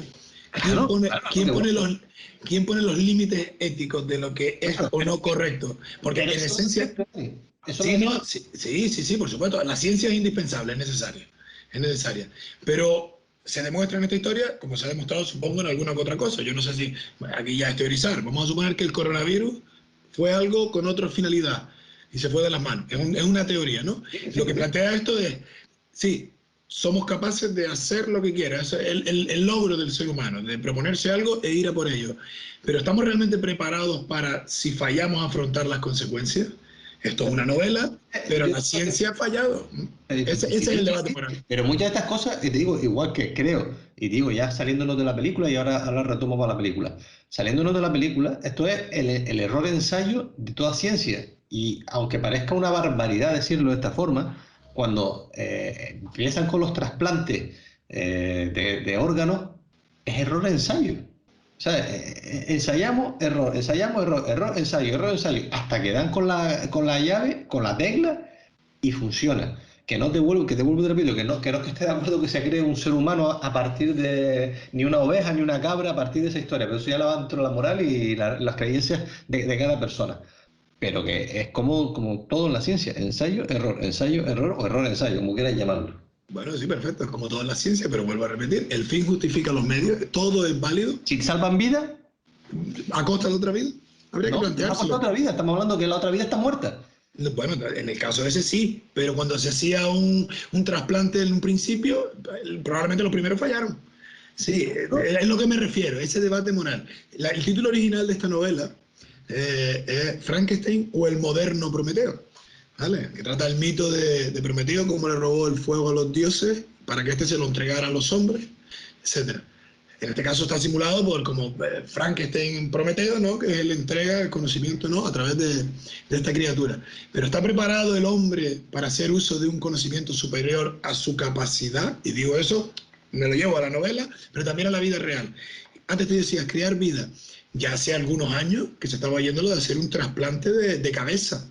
Eso ya está mezclando, y hay quien decía que sí, que es viable, quien decía que no. Quiero decir que esos límites éticos o morales ya se están empezando a por lo menos vislumbrar, y no me extrañaría que alguien lo haya intentado, ¿vale? La cosa es que no salga a la luz por el debate que suscita, ¿no? Pero estamos en eso. Pero me imagino que la raya que marca un poco los límites está en lo de salvar vidas, es decir, siempre y cuando lo que vas a hacer es para salvar una vida o es para conseguir una vida mejor de una persona, como son todo el tema de trasplante. Cambiar una cabeza por otra, no sé si eso entraría dentro de cambiar toda la cabeza entera, vamos, eso parece más como una historia de eso, esta cabeza no me gusta, quiero otra, o... Eso parece una historia de Frankenstein, precisamente. De Frankenstein, sí. Entonces me parece que un poco la raya va delimitando un poco cuando realmente es para salvar vidas, ¿no? E intentar, vamos a ver, lo que estaban hablando antes, que seguro que en los primeros trasplantes de ciertos órganos seguro que murió mucha gente porque no estaba todavía perfeccionado y tal, pero es que un trasplante hoy día tampoco está exento de poderse complicar, igual que cualquier operación quirúrgica, ¿no? Es decir, pero yo creo que los límites tirarían por ahí, ¿no? Todo lo que sea por salvar vidas o por mejorar la vida de un ser humano, como puede ser un trasplante de riñón, un trasplante de un montón de cosas que tal, yo creo que ahí están los límites, ¿no? Siempre que no sea a costa de otra. ¿Cuántos límites se han superado? Se han superado en el sistema de medicina que sabemos dónde están, ¿vale? El tema de los trasplantes. Ahora llega el siguiente límite, que es el que se ha puesto, que es el tema de los estudios con genoma y tal, con la reproducción asistida, con todo este tipo de cosas que, bueno, puede intervenir ya en los cromosomas para que se haga niño, se haga niña o se haga lo que tú prefieras, que son los ojos azules, ¿vale? Entonces ahí está donde están los nuevos límites. Eso ya no es para salvar vidas, el que salga con los ojos azules o que salga rubio o que salga moreno. Eso ya se trata de jugar a si realmente a ser Dios. Si es verdad que esos estudios, en caso de que sea verdad de que esos estudios están llevando a cabo. Entonces ahí sí que podemos volver a entrar en otro debate que ya no estamos hablando de salvar vidas, porque tú dices, bueno, es que tenemos que cambiarle este cromosoma para que la criatura salga viva y la madre también siga viviendo. Entonces, vale, perfecto. Seguimos con lo mismo. Salvar vidas. Ahora, cuando ya jugamos a cambiar a ser Dios. Entonces, claro, ahí sí volvemos a entrar en un debate ético de hasta dónde y si eso es necesario. Entonces, claro, y como tú dijiste antes, no me extrañaría que ¿cómo se llama? Estas cosas, estos experimentos ya se hayan hecho. Habrán salido o no, pero no nos vamos a enterar. ¿Por qué? Porque éticamente no lo puede hacer. Es como lo de, ¿cómo se llama esto? Lo de los estadounidenses, lo de los ovnis, ¿cómo se llama esto? Lo que tienen en el desierto, la base. El área 51, eso. Sí, el área 51. 51 o 33 al cuadrado, o sea, me da igual. El área ese. ¿Es verdad o mentira? Yo qué sé. No lo sabemos porque como lo largan así de una forma que parece que sí, parece que al día siguiente sale otro desmintiendo. Entonces, el exceso de información muchas veces es el problema de toda esta historia. Pero bueno, retomando un poco y volviendo al tema de la película, hay una cosa que no quería dejar en el tintero, que mientras en la película de 1931 el doctor casi es inexistente, más allá de que le da la vida a la criatura, en la segunda sí tiene su protagonismo lógico dentro de esa evolución de que, bueno, en la criatura alguien tiene que haberla creado, y la evolución del doctor sí está bien hecha, ¿vale? Como lo conoce, de cómo él, hasta que conoce al otro tipo, hasta que conoce al otro médico, que muere. ¿Eh? Al que le clava Robert De Niro el cuchillo. Sí, exactamente. Hasta que conoce a este hombre, él hablaba de lo que te estoy viendo antes, los trasplantes. Una vez conoce a este hombre y lo lleva y le enseña aquellos mapas de la acupuntura y empieza a enseñarle el tema de la cultura, es cuando él se empieza a plantear ya no solamente en esos trasplantes, sino es cuando se plantea lo de crear vida. Y que luego hay también un detalle interesante cuando hace el experimento con el sapo, que no espera, que es uno de los errores que comete él como científico, no espera a la reacción final del sapo, solamente ve que el sapo vive, pero no se da cuenta de que el sapo, a raíz de ese líquido, ¿cómo se llama? Amniótico. El líquido amniótico que le inyecta, el sapo doblega su fuerza y es capaz de romper el tarro de cristal, ¿vale?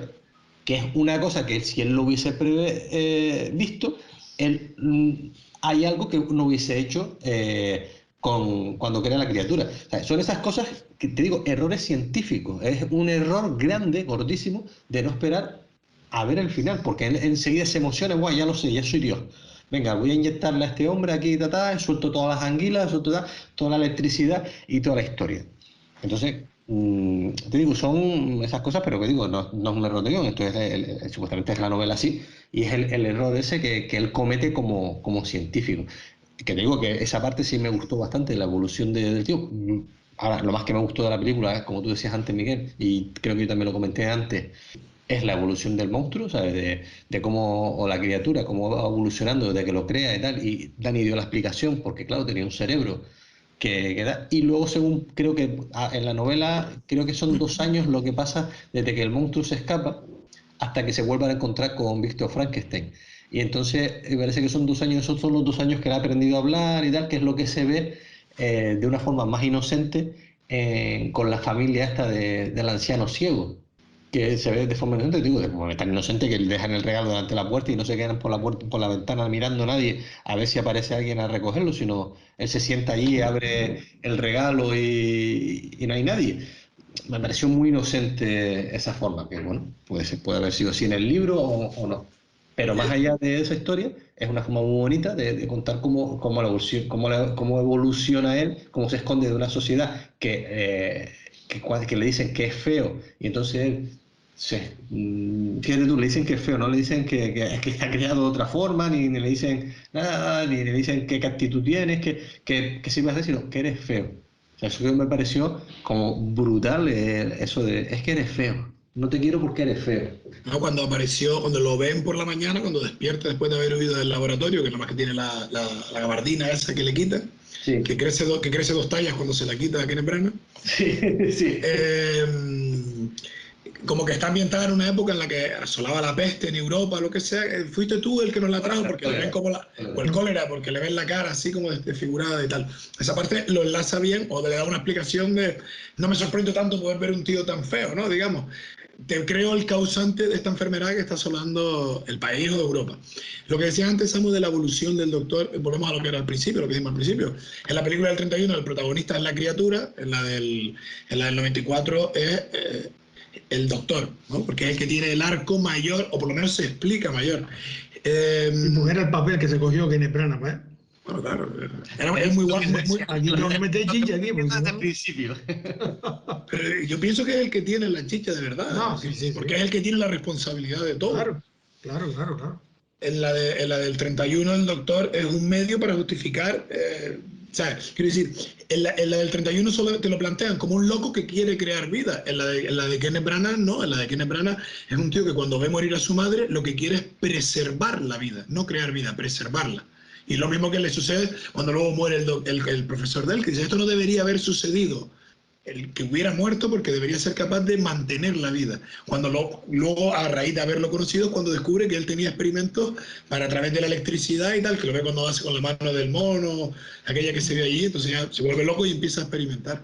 Eso tiene un arco bastante importante de desarrollo, de cómo pasa de un científico con un noble ideal, que es mantener la vida, a obsesionarse de tal manera que lo lleva hasta permitir que familiares suyos vayan muriendo a costa de su creación.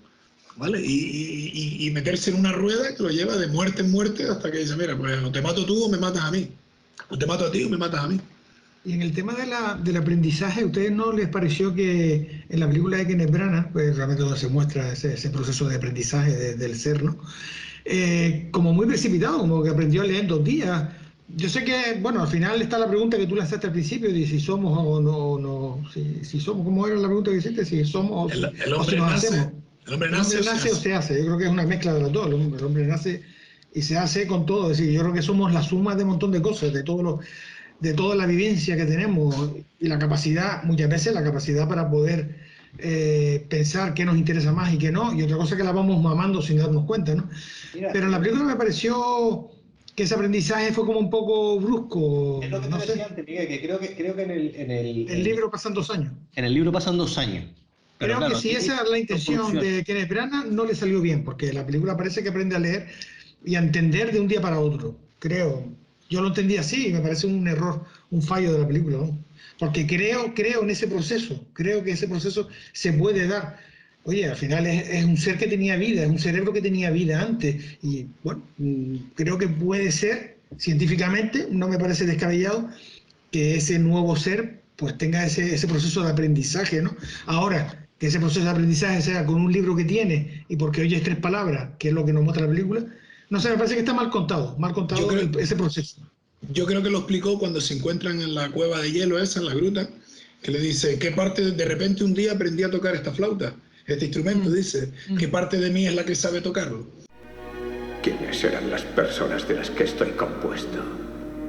Buenas personas, malas personas. Materiales, nada más. Te equivocas. ¿Sabes que sabía tocar esto? ¿En qué parte de mí residía ese arte? ¿En estas manos? ¿En esta mente? ¿En este corazón? Y el leer y el hablar no son cosas estudiadas, más bien son cosas recordadas. Restos de conocimientos en el cerebro, tal vez. ¿Sabes? Como que tiene un proceso en el que tiene que ir reubicándose, recordando lo que cada parte sabe.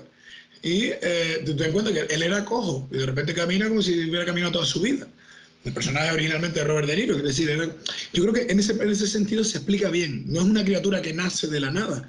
Y como que el cuerpo, lo que yo entiendo, ¿no? Digo que vamos, a 1000 años luz de esta gente, del científico que te pueda dar esta explicación, que el cuerpo retiene lo que ha aprendido. Ahí viene qué parte del cuerpo es la que retiene. Como yo sabía jugar al baloncesto, mi mano derecha es la que sabe tirar, o está en mi cabeza, en mi cerebro, ¿no? Claro, porque él lo explica. Pero probablemente el personaje de Robert De Niro sabía leer, otra cosa, y sabía hablar, otra cosa que supiera tocar aquel instrumento, que es lo que hace simplemente por ver al abuelo. Hombre, en la parte 1 se muestra claramente que él es un ser malo porque el cerebro era malo, ¿no?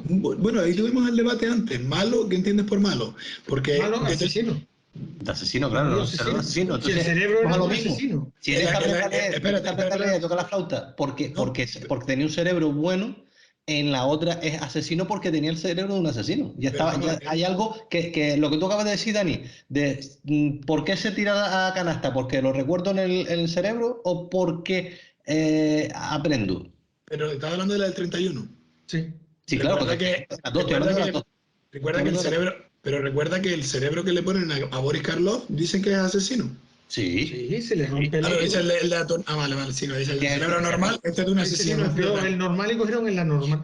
Vale, Claro. correcto. Pero él, o sea, antes de que él mate a nadie, porque realmente Bueno, aquí vamos a ver, matar no mató. Lo de la- al que lo de la mata, niña- al que, Lo de al la que niña mata- fue un accidente, porque ellos Sí, no, estaban pero- tirando flores, flotaba y él quiso hacer lo mismo con la niña, ¿no? sí, Interpreto yo. pero el primero que mata es a Igor, que aquí se llama Fritz, que lo ahorca. Sí.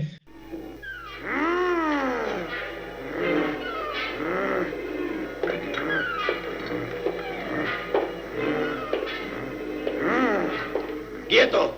¡Quieto! ¡Basta ya! Vas a traer a toda la región. ¡Fuera! Tiene la fuerza de 10 hombres. ¡Atrás! Dame eso. Vamos, Fritz. Déjalo. Aquí tienes. ¡Fuego! ¡Fuego! Toma.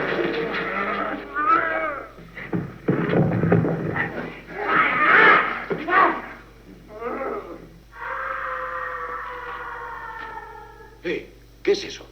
Sí, pero antes de que lo ahorque, aquel lo está machacando con el látigo, lo está usando con el fuego.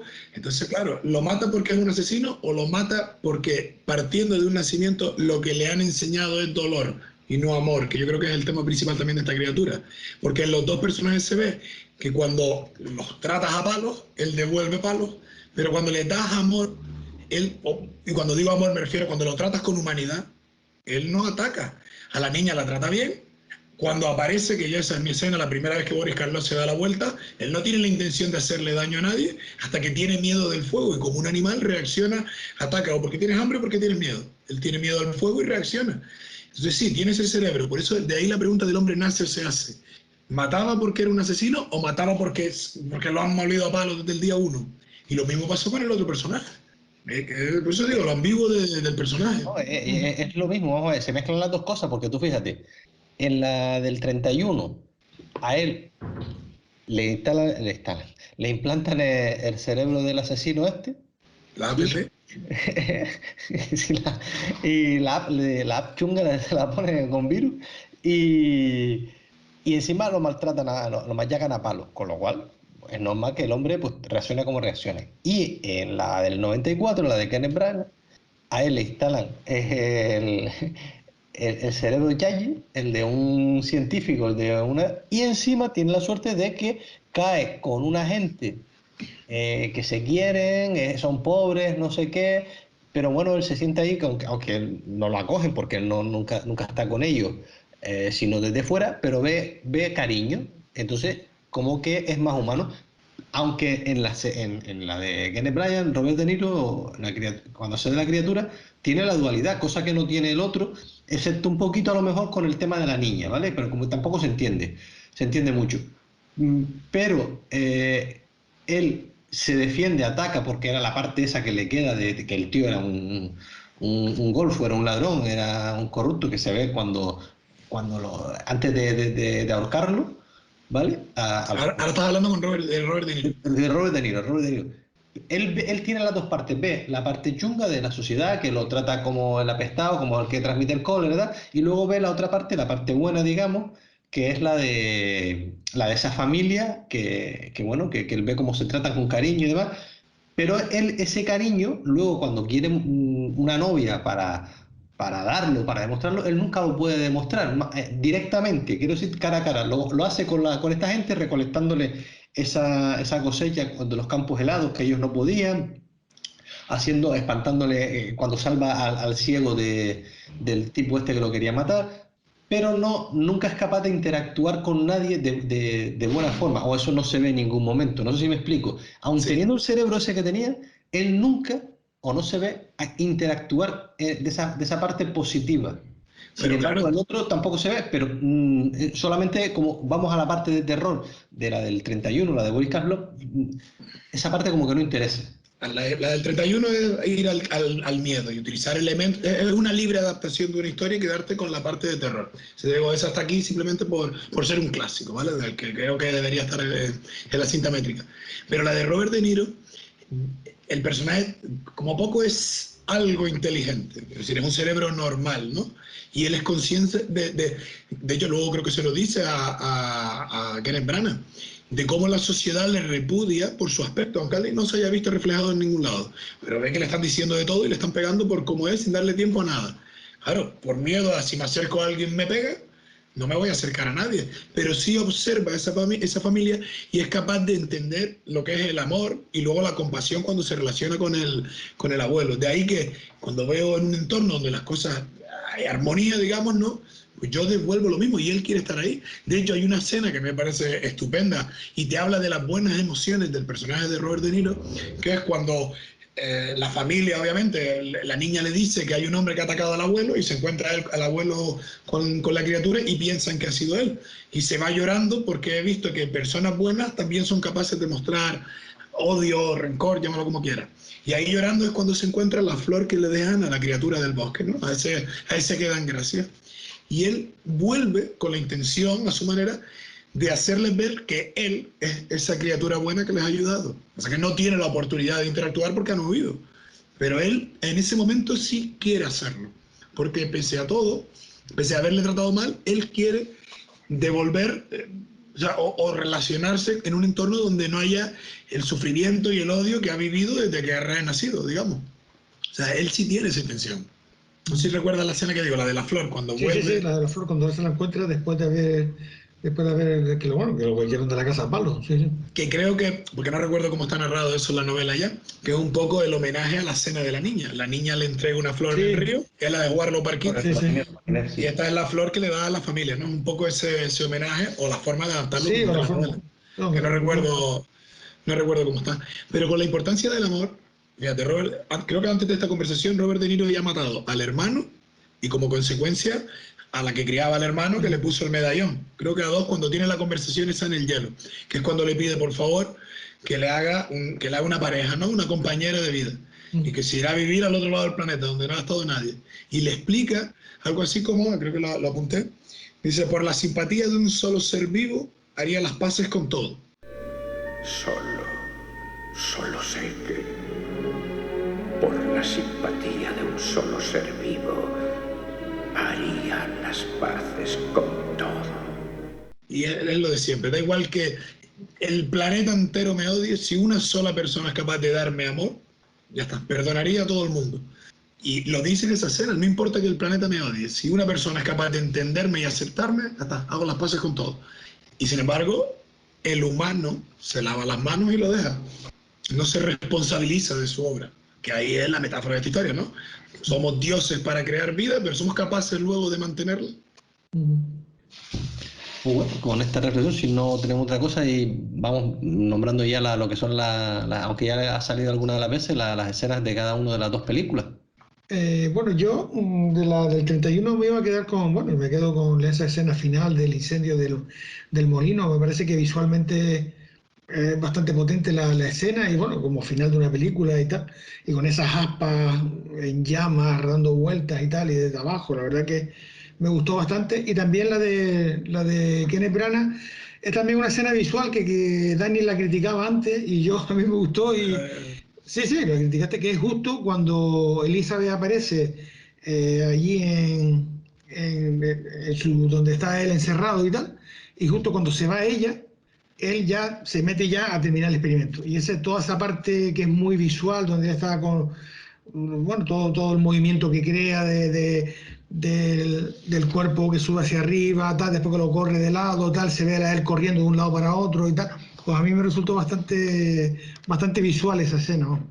Yo creo que Dani la que criticó no fue esa, Dani. Yo creo que Dani criticó la otra, cuando él crea la mujer. No fue esa. Lo que pasa es que expliqué antes que lo de la mujer no hace toda la parafernalia porque ya se ha explicado el proceso.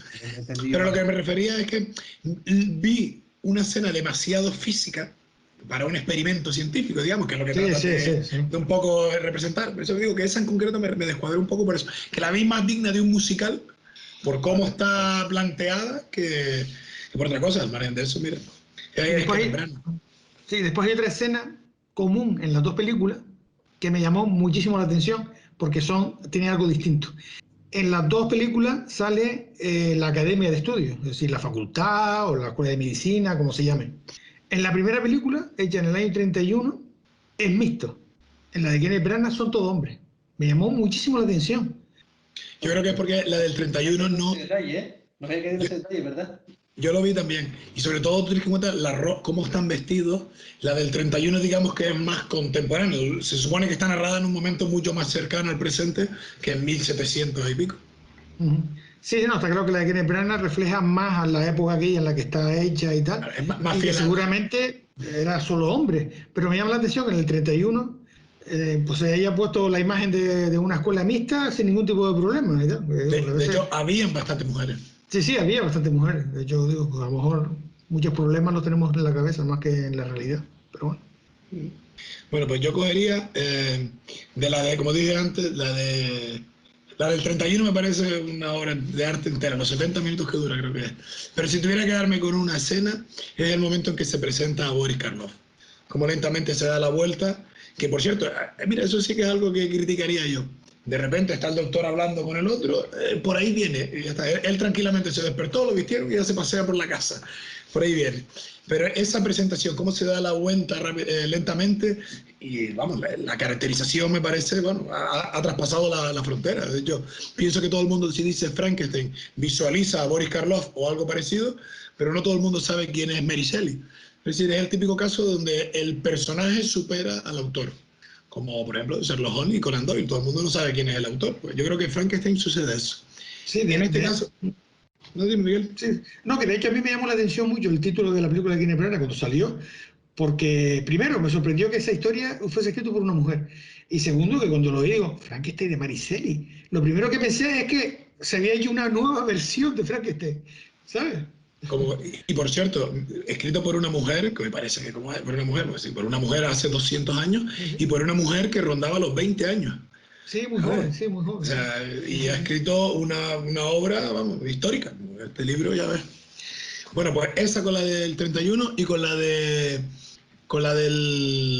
94, la de Kenneth Branagh, yo me quedo en la escena en la que entra en la casa, interactúa con el abuelo ciego, este no es capaz de verlo, creo que el monstruo, la criatura le explica que él es muy feo, no sé qué, tal, y le dice, yo puedo verte con mis manos, y lo toca, y el monstruo descubre la compasión para consigo, porque sí, la puede ver de lejos, pero ahí descubre la compasión, como el hombre, Dios mío, Dios santo, o sea, cómo se compadece de lo que está tocando, no lo está ni viendo, que luego está contrarrestada por la brutalidad con la que lo tratan, ¿no? Pues esa escena, yo me quedaría con esa, porque es la única escena de toda la película en la que la criatura recibe la compasión de otro ser vivo.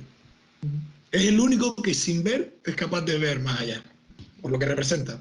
Me alegro de que al fin haya venido. Un hombre no debería tener que ocultarse en la oscuridad.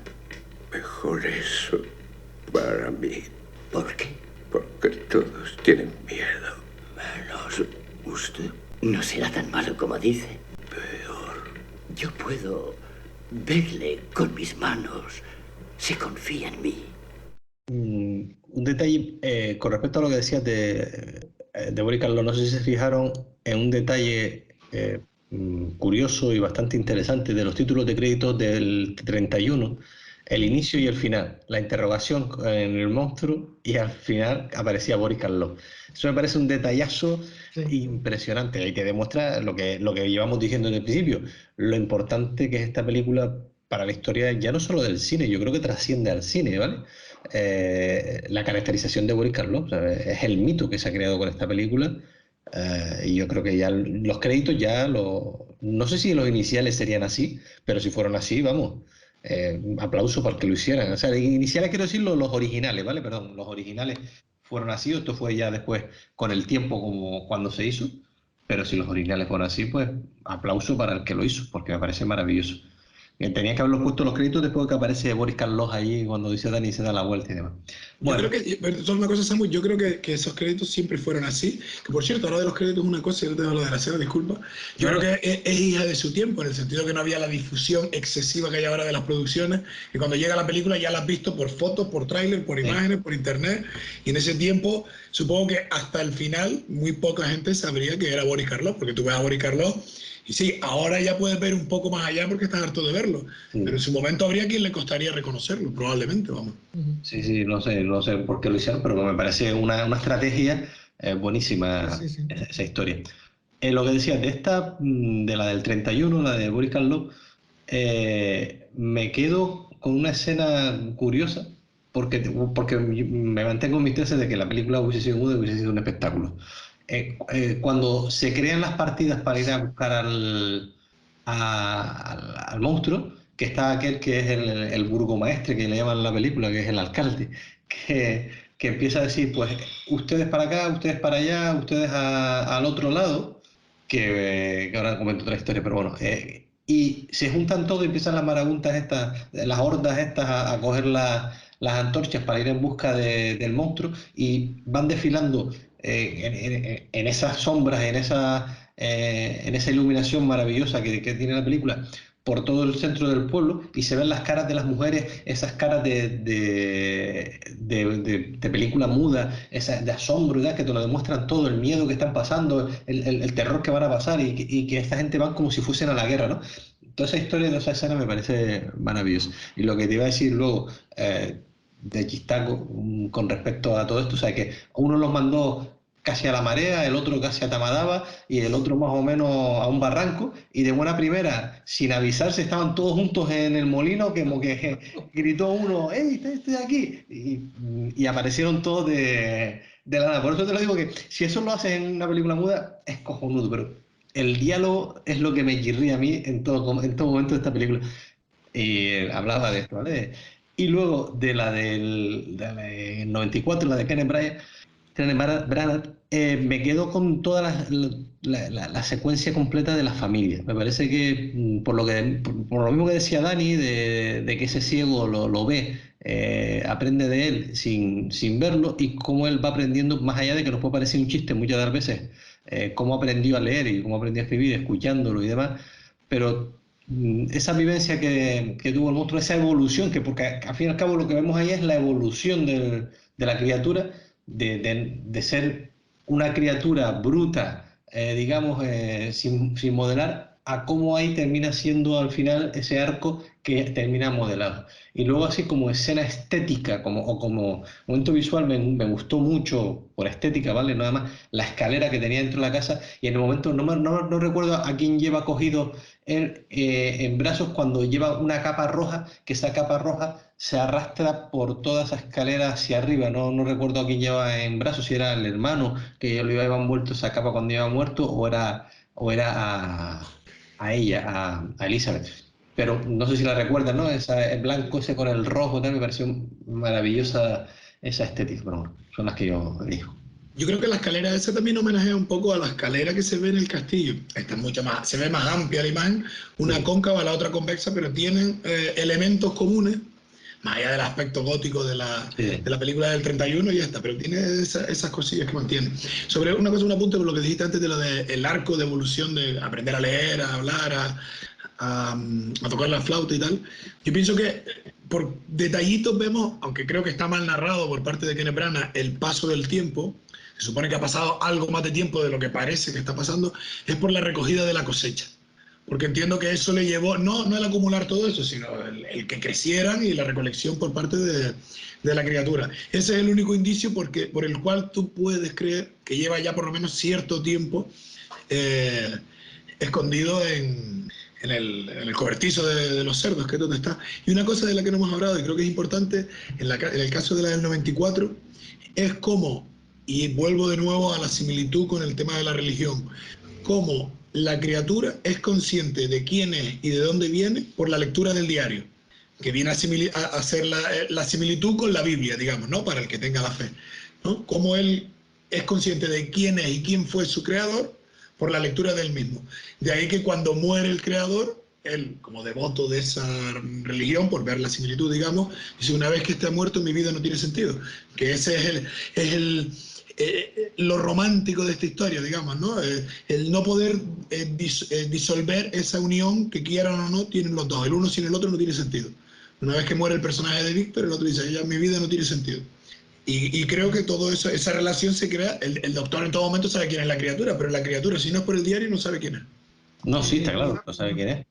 Perdona, dime. No, quizá para terminar, hay otra escena que es la primera, la inicial de la película. Yo, por lo menos, en la versión que yo vi de la película del 31, sale un hombre hablando al principio, haciendo como una presentación en el propio teatro donde se va a exhibir la película. Eso no sé si saben si estaba en la versión original de la película o eso se añadió después. Ese no es el profesor de la universidad el que sale presentando todo eso. No, ahí es como una advertencia por las intenciones, repito, que tenía la Universal de hacer una película de terror, y que supongo que para el público del momento aquello sería, porque esta tiene que ser por lo menos la primera o de las primeras, porque Drácula de Bela Lugosi es del mismo año, producciones habladas de terror. Sí, yo creo que sí.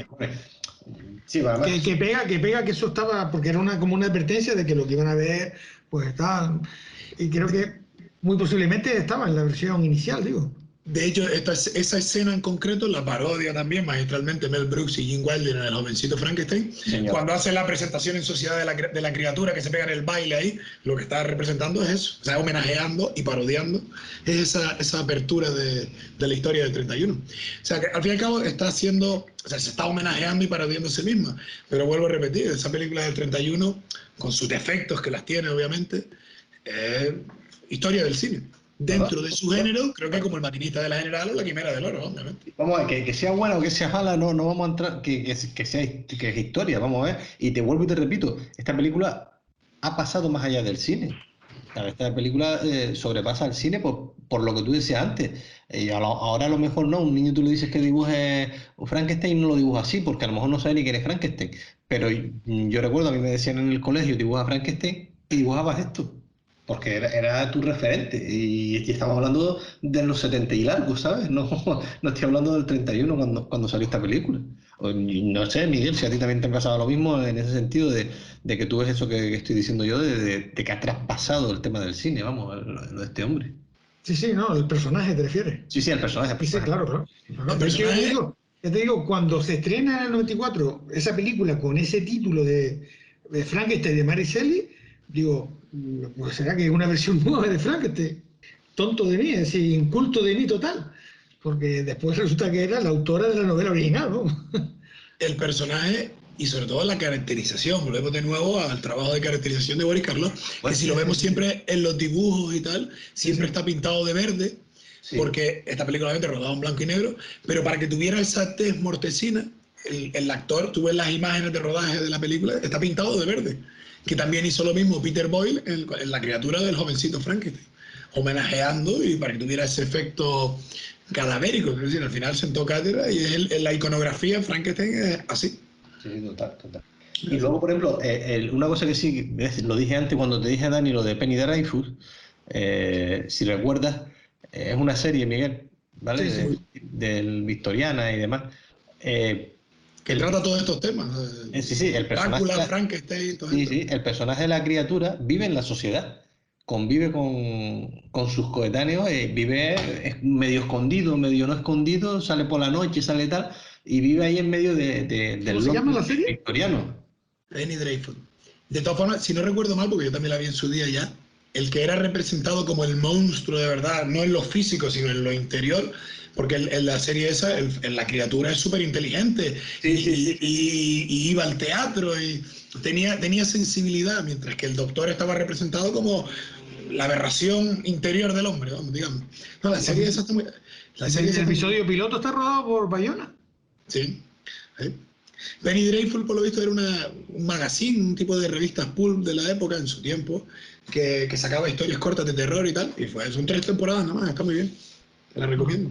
Luego se hizo una temporada americana, que era otra historia de otro tema, no tiene nada que ver con el monstruo de Frankenstein, pero vamos, similar. No, pero sale de Frankenstein, Drácula, el hombre lobo... En la inglesa sí, en la estadounidense no. Yo creo que la estadounidense se llama Penny Dreyfus City of Angels. Lo que es?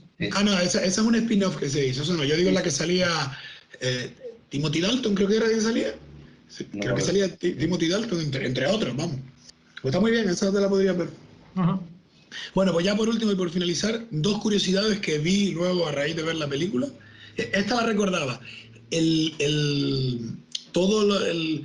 La decoración que utilizó Mel Brooks y Gene Wilder también para el jovencito Frankenstein son de todo el elemento del laboratorio y tal, son de la película del 31.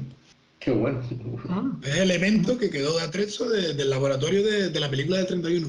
Y luego, una cosa que le vi, porque había leído que Boris Karloff, a raíz de esta interpretación, esta caracterización sobre todo, luego tuvo un montón de problemas de espalda con el tiempo por los zapatones que le pusieron y porque en las rodillas, se ve sobre todo cuando camina, cuando se sienta y corre no, porque si no, no es imposible.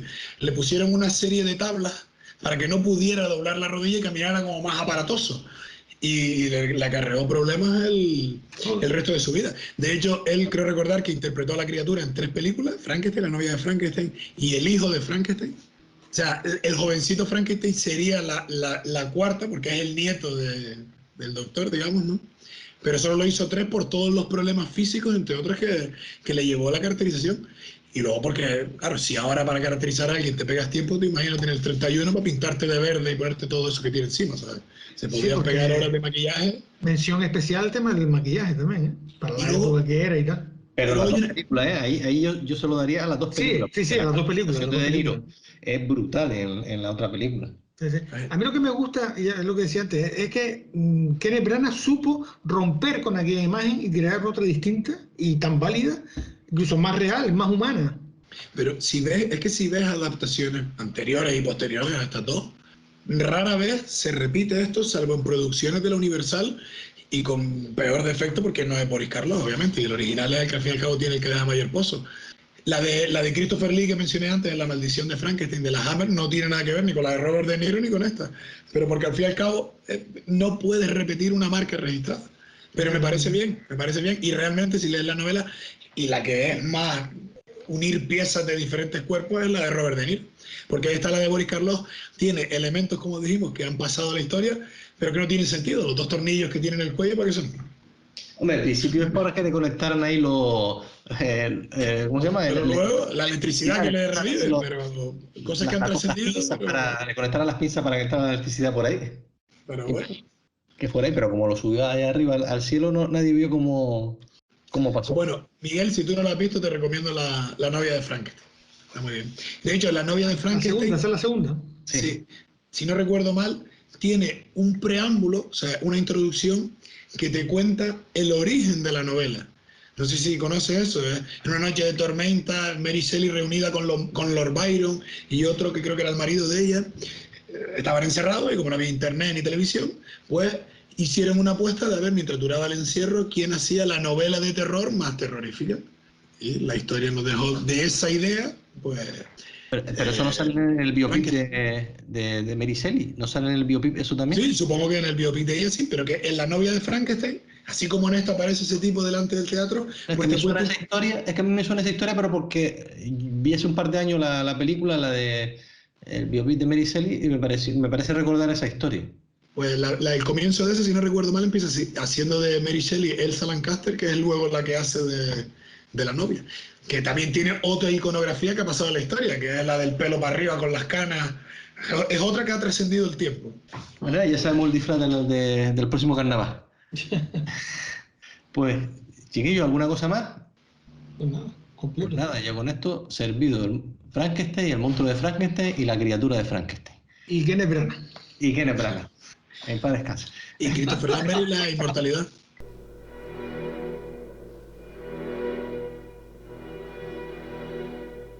¿Quién es usted? Él jamás me dio un nombre.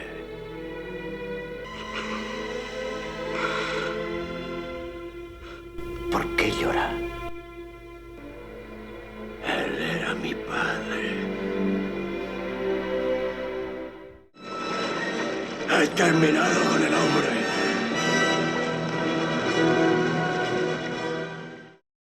Ya ha finalizado el programa, solamente ya para antes de despedirnos, recordarles que para el próximo programa, que será el programa 66, vamos a ver 2 películas. Esta vez nos vamos al blanco y negro, nos vamos al thriller, cine negro quizás, en una de ellas muy bien mostrado, en la otra vamos a verlo.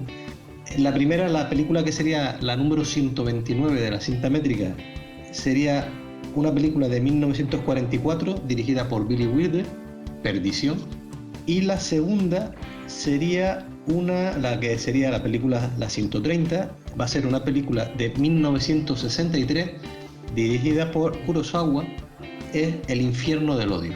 O sea que repetimos, película 129 Perdición, película 130 El infierno del odio. Pues si no hay nada más, nos vemos entonces en el próximo programa. Faltó la coletilla al final, pero bueno. No, pero meter presión, ¿eh? Simplemente pórtense bien, no hagan caso de las apariencias, denle oportunidades a la gente, ¿vale? Que por muy raros que nos parezcan en la primera instancia, pueden ser buena gente. Vean a las personas también con las manos. Exacto. Bueno, hoy en día ten cuidado. No se tocones, no toques mucho. Bueno, hoy en día ten cuidado. Olvida Pide permiso de tocar. Córtalo de las manos. Lávate. Corta.